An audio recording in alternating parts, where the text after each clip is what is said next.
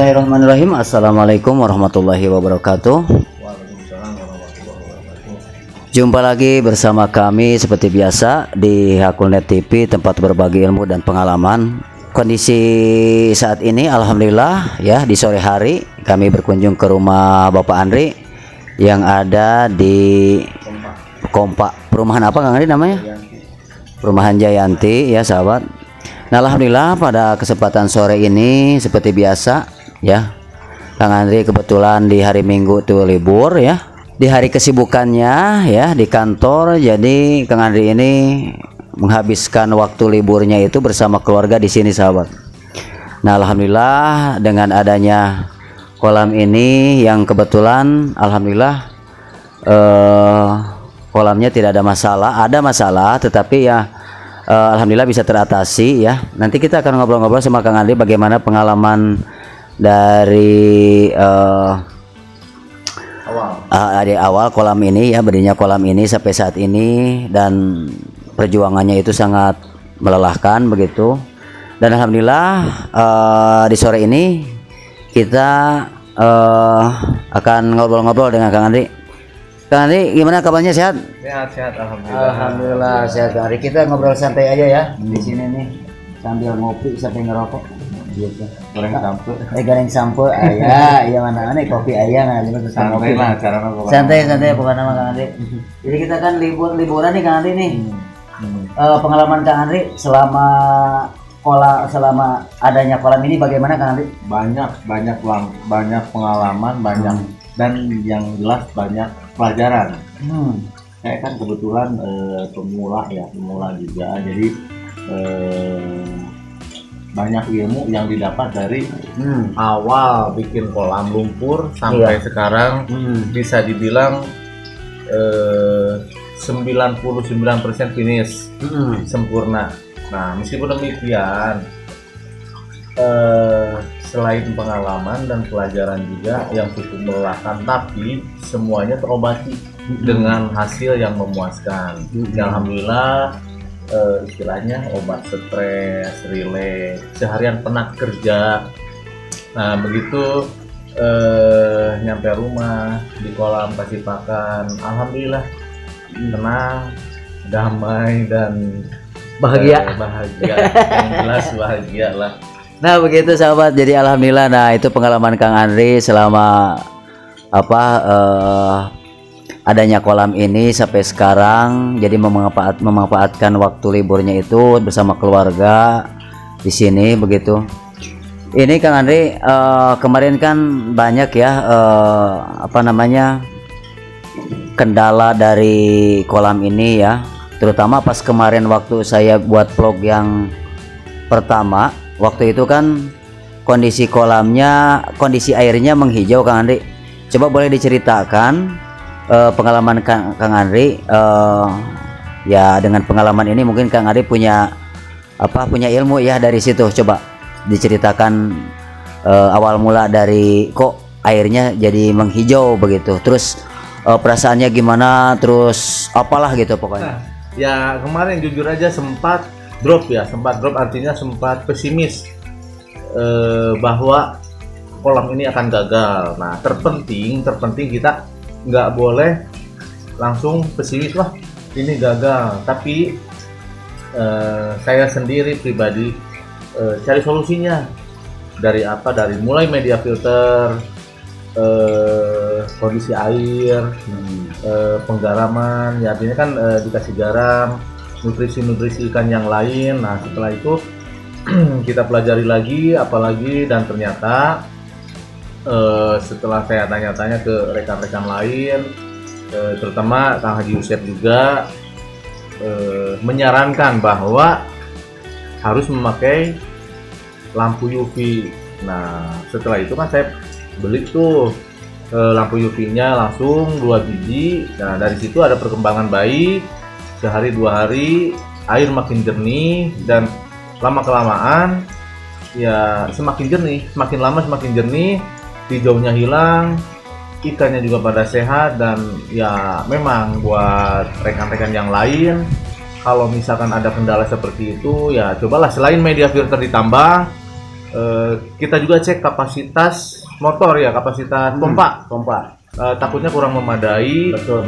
Dan alhamdulillah kalau kolam saya pribadi untuk pompa sepertinya nggak ada masalah, memadai. Cuman kemarin di media filter kurang sinar UV. Nah setelah pakai sinar UV itu ya alhamdulillah air jadi sampai saat ini air jadi jernih, ikan pun sehat.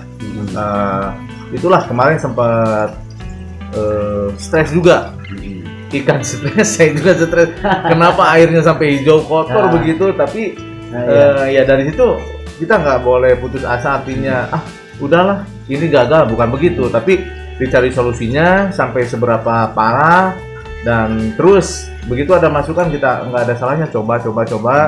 Alhamdulillah berhasil, dan sampai sekarang air tetap jernih.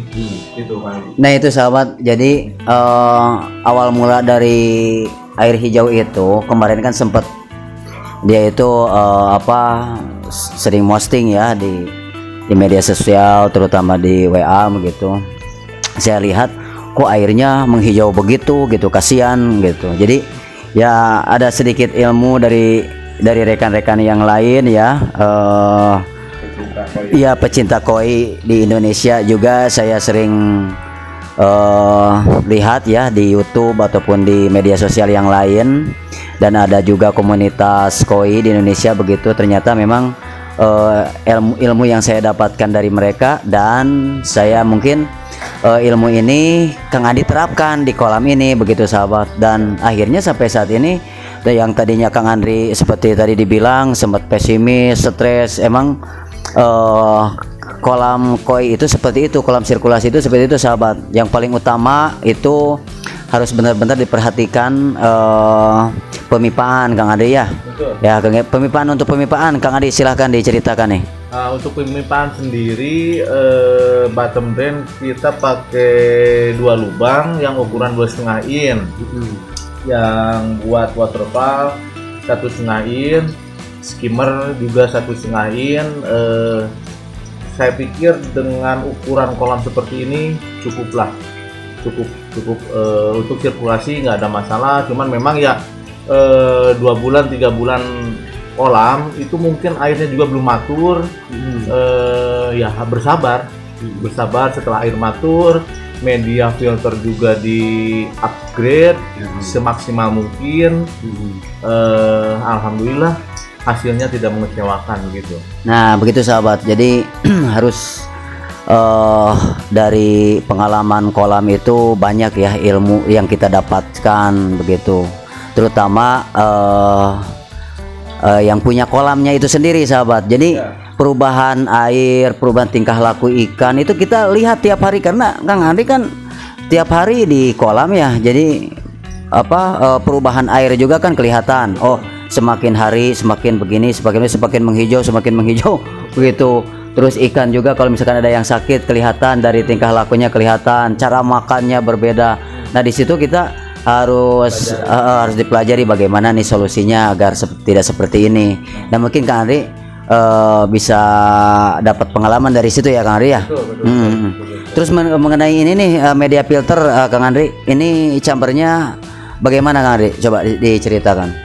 Media filter saya cuman pakai yang standar aja ya, yang umum, jaring nelayan, oyster, karang jahe, dan ada yang belum nih, satu lagi batu apung. Sebetulnya batu apung penting ya, penting karena dia juga untuk menjernihkan air, menyaring kotoran dan lain-lain lah. Itu batu apungnya belum. Kita pakai chambernya 4, pakai 4, 3 untuk media filter, 1 untuk pompa. Nah itu penting sekali. Jadi buat rekan-rekan yang sedang dan akan membuat kolam ini, motonya adalah kolam dulu, baru ikan. Nah kebanyakan orang termasuk saya dari awal pilihannya ikan dulu, ikan bagus, ikan mahal, ikan ini itulah sebagainya. Itu salah sebetulnya. Kolam dulu, kolam dulu udah maksimal, baru ikan. Kalau ikan dulu nanti kita yang rugi, beli ikan mahal, sementara kolamnya belum sempurna, ikan pada mati, ya kita juga yang rugi. Jadi intinya begitulah motonya, kolam dulu beresin, media filter bagus, sirkulasi bagus, air jernih, matur, tester ikan koi yang biasa dulu aja, beberapa ekor buat tester. Setelah nggak ada masalah baru. Nah, dari kebanyakan pemula, termasuk saya dulu lah, ikan dulu. Kolam asal jadi aja, kolam asal jadi. Lihat ikan bagus beli, padahal itu salah sebetulnya. Kolam dulu sempurnakan, baru ikan. Begitu kira-kira Kang Haji. Betul Kang Ari, sependapat dengan saya ya, memang seperti itu. Memang terkadang terlalu berambisi. Terkadang yang punya kolam baru itu ya, bahwa pemula memang kolam itu begitu beres kepengennya langsung diisi air, terus diisi ikan langsung, kan begitu ya, begitu. Pelajari air seperti apa. Nah itu ya, memang seperti itu Kang Andri. Terus ini apalagi ya, untuk ikannya ukurannya berapa, untuk ukurannya berapa sentian rata-rata? Ikan bervariasi ya Pak, dari mulai ini 58 cm ada, yang jenis cagoy, kohaku, doitsu, ada paling besar 58 cm, yang paling kecil ya yang segede orok juga ada. 15 cm ada. Ya alhamdulillah semua ikannya sehat-sehat, meskipun tempo hari belakangan ada ya beberapa ikan yang sakit, langsung karantina. Ya alhamdulillah semuanya bisa sehat kembali. Oke Kang Andri. Oke Kang Andri, memang seperti itu ya pengalamannya, alhamdulillah ya. Saya juga sahabat ikut senang karena memang pembuatan kolam ini melibatkan saya dan juga tim. Soalnya begini, memang Kang Andri ini berambisi kepengen mempunyai kolam. Cuman kan kolam yang pertama itu Kang Andri kan kolam lumpur ya. Kolam ternak tadinya sahabat, malah dia kepengen nanam lele ya kalau tidak salah. Ternak lele, nila dan sebagainya begitu sahabat. Nah, mungkin saya sedikit masukan ke Kang Andri, mungkin memang saya tuh nggak enak ya mau diomongin, cocoknya sih ini dibuat kolam sirkulasi, kolam koi. Tetapi kan akhirnya walaupun saya tidak ngomong sama Kang Andri, akhirnya dia punya inisiatif sendiri ya Kang Andri ya. Betul. Nah setelah itu, setelah punya inisiatif, akhirnya Kang Andri mengobi saya, Kang Haji katanya ini kalau dibuat kolam koi gimana ya. Itu memang kepengennya saya seperti itu, cuma saya nggak ngomong. Itu seperti itu sahabat. Nah akhirnya, tetapi saya sama Kang Adi itu ngomong, boleh silahkan kepengen punya kolam, tetapi siap enggak katanya resikonya. Soalnya kan dari kolam itu banyak resiko ya, terutama kan biaya juga tidak sedikit, apalagi ikan ya kita beli sebanyak mungkin seharga yang ya memang harga ikan itu memang variasi ya, begitu tergantung budget kita begitu. Tetapi kan di sini yang paling utama itu perawatan Kang Adi ya. Terutama seperti tadi yang Kang Adi sharing pengalamannya tentang bottom drain dan juga skimmer ataupun overflow yang lain dan chamber segala macam yang sudah dibicarakan oleh Kang Andri begitu. Jadi harus benar-benar kita itu mempersiapkan segala sesuatunya begitu, jangan asal kita buat kolam Kang Andri ya. Betul. Iya. Oke sahabat sekalian, ini kalau kemarin kan Kang Andri sempat dicek ya ini filter chambernya nih. Kata Kang Andri kekurangan media ya. Kekurangan media. Belum.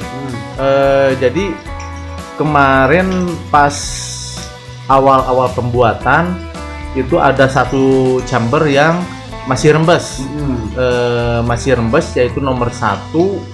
Jadi dari situ saya evaluasi, ternyata di awal pembuatan itu pas proses pengecatannya belum sempurna, belum terlalu kering. Tapi alhamdulillah berkat bantuan juga Pak Haji Yusef, kita berusaha semaksimal mungkin lah, dari mulai pakai heater, dicat ulang, Iya, sampai jam 10 malam itu. Betul, waktu betul, itu betul. sampai jam 10 malam. Iya. Dari saya masih ingat awal-awal Ramadan, sebelum Ramadan itu kita kerja lembur sampai jam 10 malam. Nah itu sahabat, Panjang sekali lah, dari benar, mulai benar. jadi intinya dari mulai kolam lumpur awalnya. Nah saya sebetulnya saya juga udah lama pengen buat ikan kolam hias seperti ini, dan kebetulan juga saya terinspirasi dari kolamnya Pak Haji Yusef juga.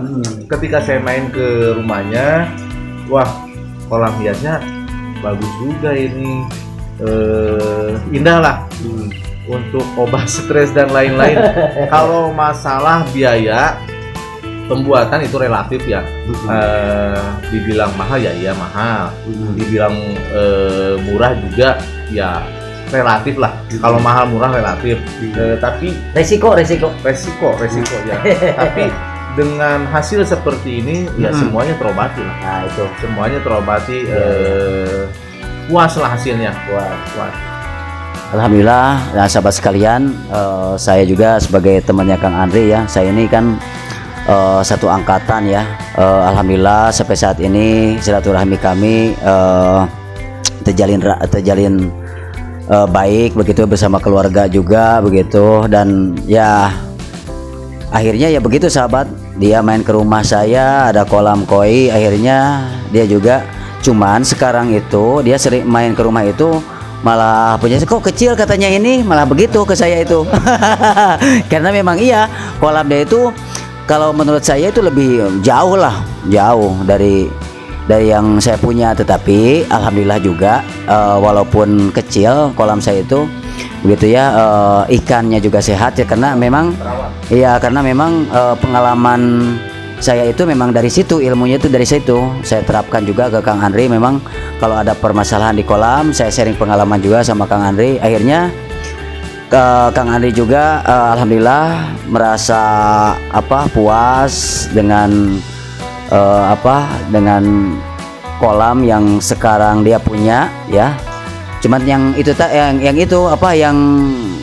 jadi sedikit kemarin cover itu Kang Andri, kok ikan airnya jadi hijau Kang Andri ya? Ya. Sampai pusing Kang Andri. Itu aja yang masalah yang paling berat lah itu dikatakan ya, karena minimnya pengetahuan saya waktu itu, karena minimnya ya sesuatu juga Kesibukan juga lagi. ya harus dipelajari, evaluasi apa yang kurang. Nah, dari situ ya alhamdulillah kita ketemu solusinya dan hasilnya memuaskan. Nah itu lampu UV-nya berapa biji Kang Andri ditanam di mana? Nah sahabat, berarti alhamdulillah ya untuk sekarang ini Kang Andri tadi dia gunakan berapa biji Kang Andri? Lampu UV-nya yang 11 watt cukup 2 biji aja sih.